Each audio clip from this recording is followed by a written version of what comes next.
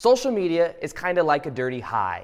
We think that once we get a certain number of followers, then we can finally feel 100% whole and complete. Now let's ask the question, how many followers does it take till I can finally feel worthy? When we look on social media, it's quite easy to see that we believe the more followers we get, the more people that pay attention to our stuff, the more fulfilled and satisfied we may feel. However, many times what that causes is people to do whatever they can in order to get approval and validation, and that has a dark negative side effect. And in this video, I'm going to show you exactly what that is, how many followers it really takes for you to feel worthy, and how you can bypass it so that you don't experience that. I believe this could be one of the most powerful videos you watch on social media, and it's something that can change your life. Welcome back to another video. My name is Aaron, and I help people expand their consciousness.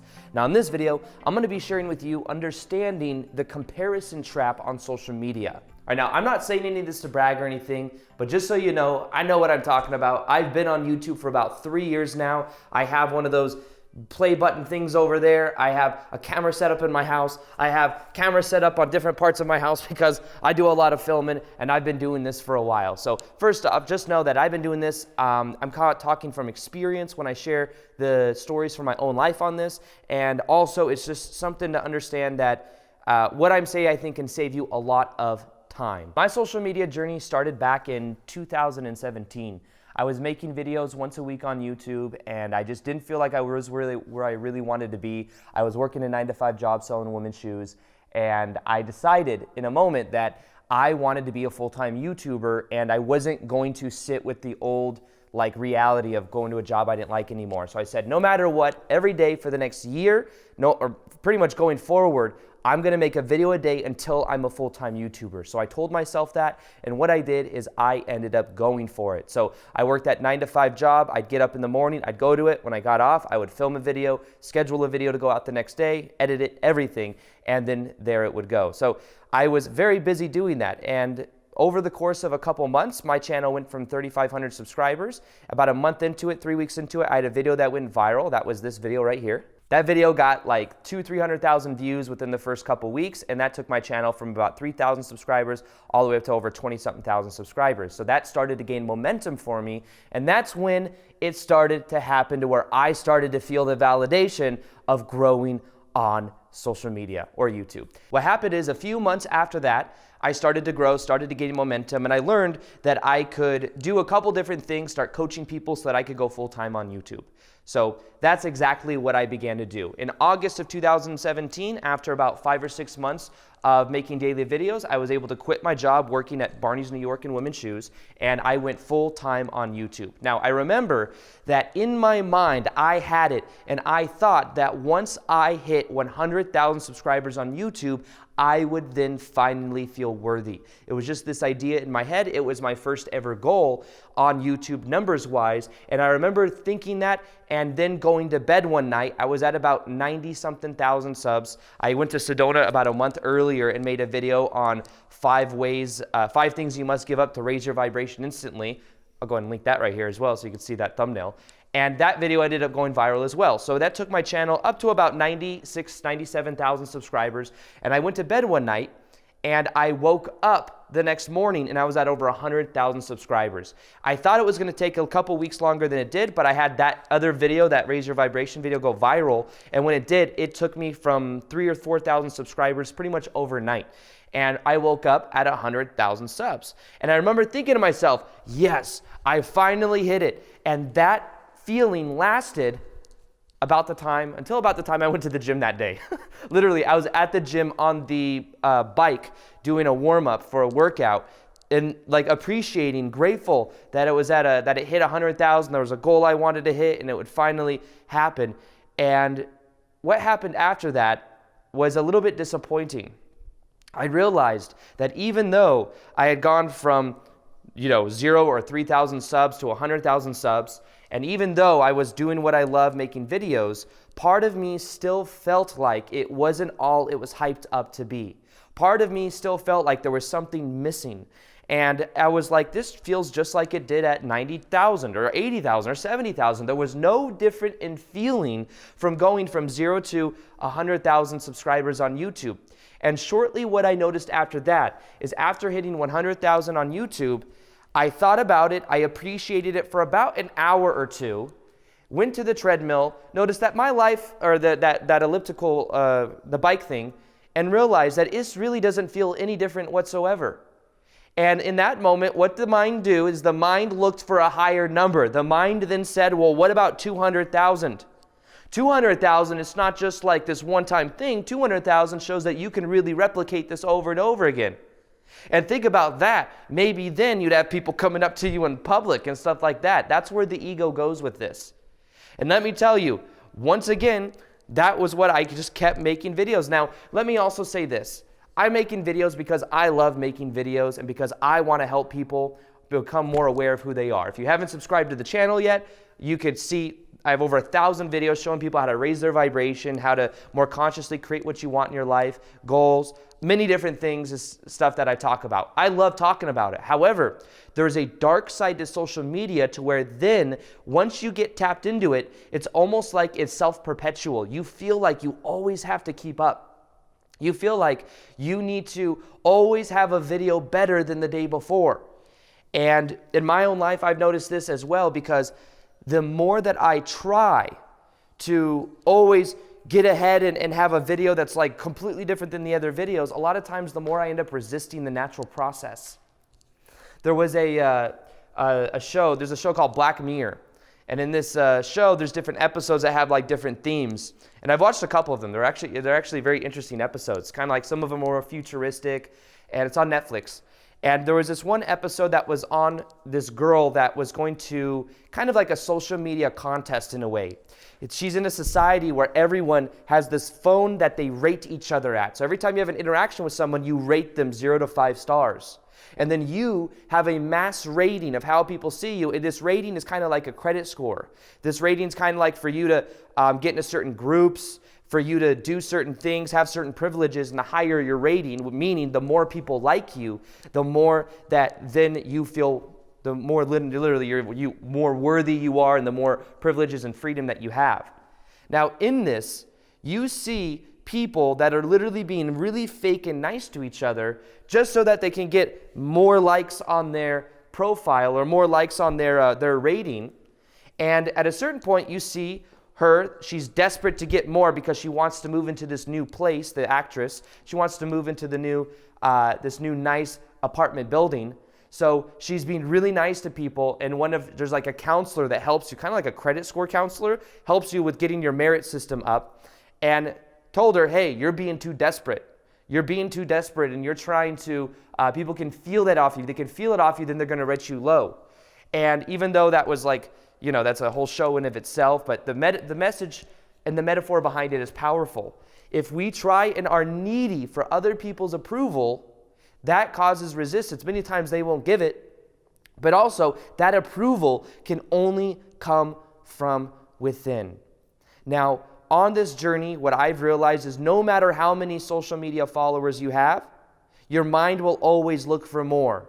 The mind wants more. The mind wants more validation. The mind wants more people. It thinks that once I eventually get there, then I can feel happy. And that's exactly what I've found the trap is of this whole entire process. There's also a comparison trap.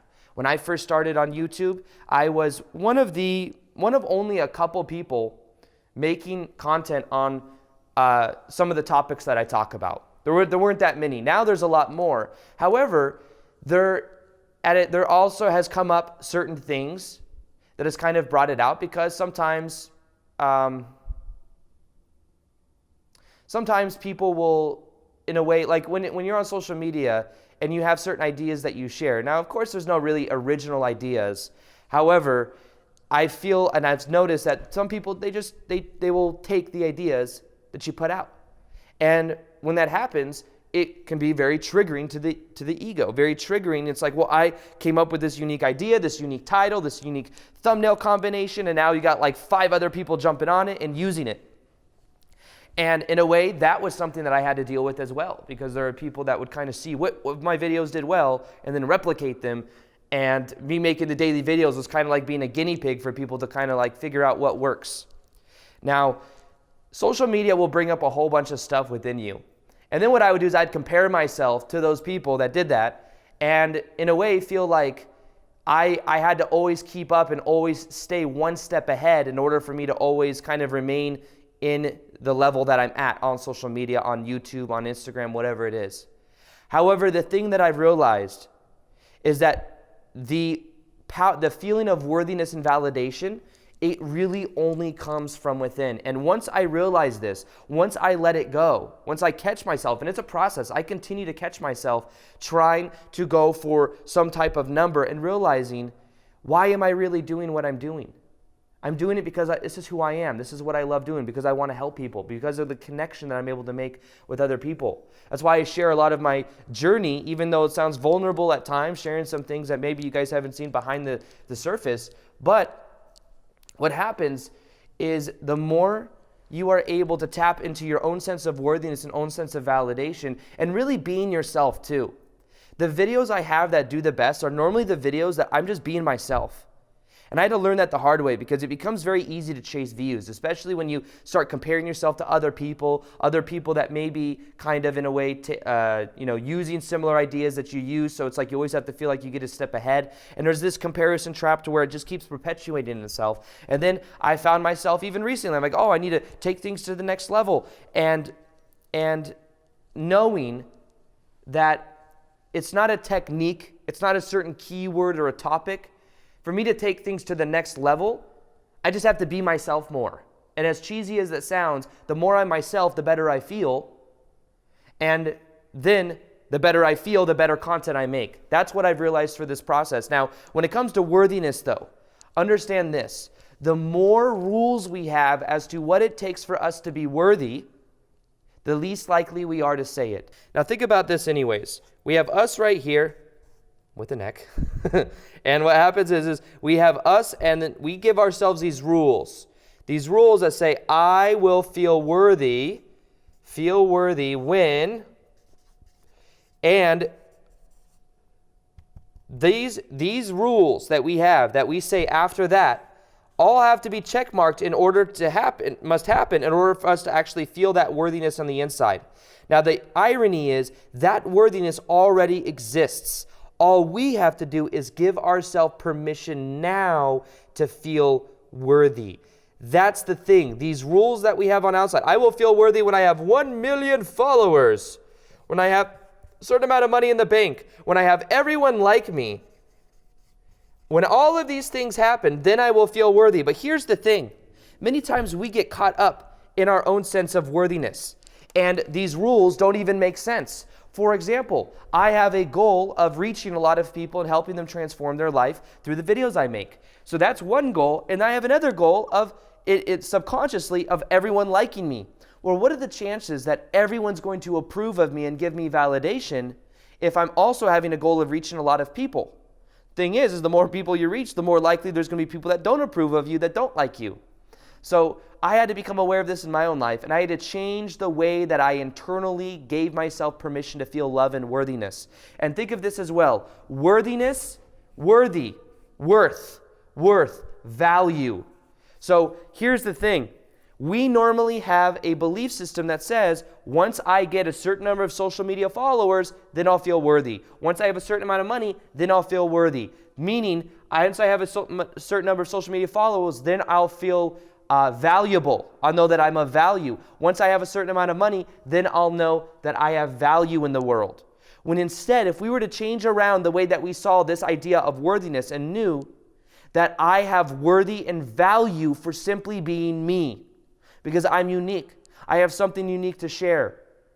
And when we have that frame, we then feel valuable now, and we're more creative to come up with cool ideas, creativity-wise. We're more likely to show up authenticity just in the world, expressing ourselves in a cool way. So the key to this whole entire video is knowing that the more rules we have about worthiness, which means how much value do we feel, the number of rules that we have, the more rules we have, the harder it is for us to feel worthy. If we realize that worthy is an inside job, we can feel worthy by noticing and appreciating the value we have for being us, the more we will eventually feel that approval and satisfaction. We can only give it from within. Even think about it. When we say, when these things happen, then I will feel happy. When this thing on the outside happens, of me having a lot of followers and having a lot of money and everyone liking me happens, then I'll feel happy. All we're doing is we're waiting and prolonging the happiness that already exists in our own mind. If I were to tell you, hey, you didn't know this, you don't know this, but when you went to bed last night, you have a social media post that went viral. Now you have 2 million followers and you have all these people that like you and all this crazy stuff. And then all of a sudden, you feel this rush of adrenaline and you're in a rush of love and all of this satisfaction. But I'll tell you what, that would go away very fast. But this is the thing. Those emotions already exist inside of you. It's just that you've then hit a rule inside of you that says, once I have this, then I'll feel happy. So realize that all of this exists within. Worthiness is an inside job. No amount of social media followers will you hit and then finally feel worthy unless you feel worthy for being you. Worthy already. Even now, I'm at, I don't know, what, I was 800-something thousand on YouTube, and the mind is like, what about 1 million?